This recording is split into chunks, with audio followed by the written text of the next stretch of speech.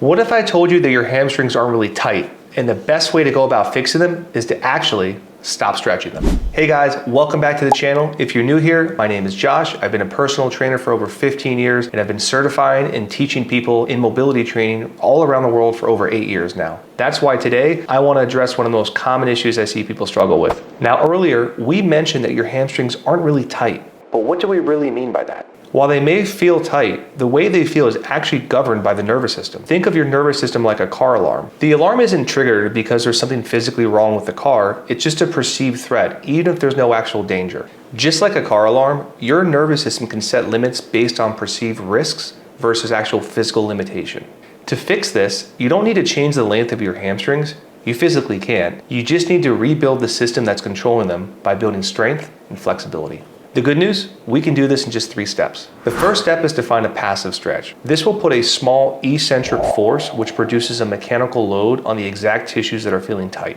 It is important that we learn to adjust the stretch. Everybody has different anatomy and having these little tweaks will actually make your stretch more effective. Start by anterior tilting the pelvis away from the knee.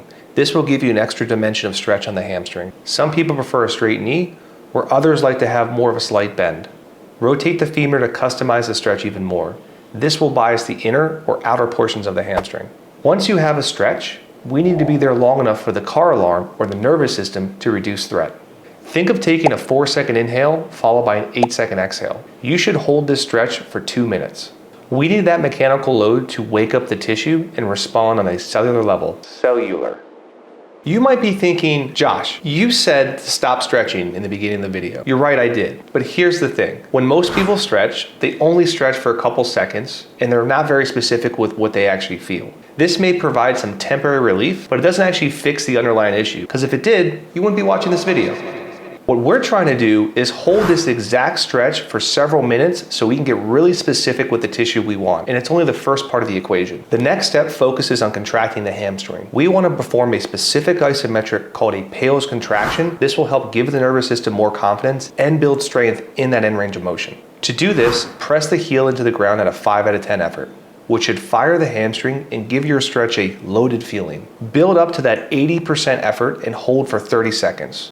Try not to move at all, just contract your tissues to a near maximal effort. To reduce injury risk, please build up to this. Many of you may not feel ready to perform a maximal effort in the beginning, but know the goal is to generate as much force in the lengthened hamstring as possible. Our next step to improving tight hamstrings involves another isometric contraction, this time of the hip flexors. We call this a rails contraction, and the intention is to give us more control and access to our flexibility.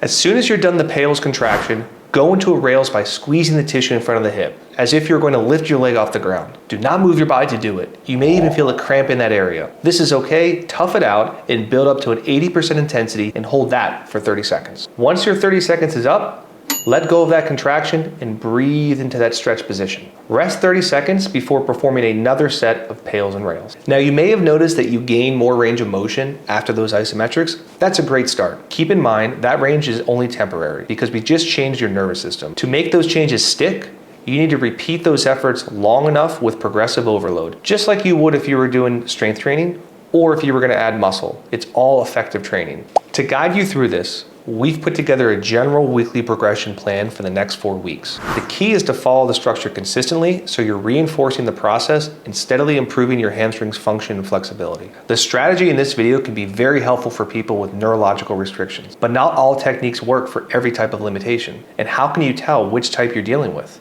To get to the root cause of your joint stiffness, you're going to want to check out this next video.